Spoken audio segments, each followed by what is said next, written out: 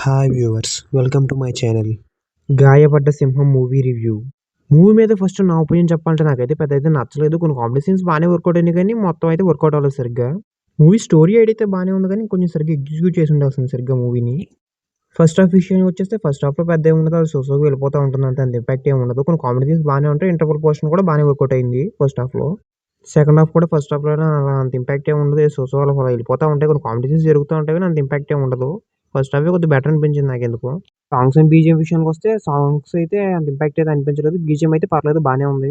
Performances విషయానికొస్తే అందరూ ఏదో చేసామని చేసారు తప్ప అంత ఇంపాక్ట్‌ఫుల్‌గా ఎవరి క్యారెక్టర్ అనిపించలేదు. 'శ్రీ విష్ణు' అనే క్యామియో కూడా వర్కౌట్ అవ్వలేదు మూవీలో.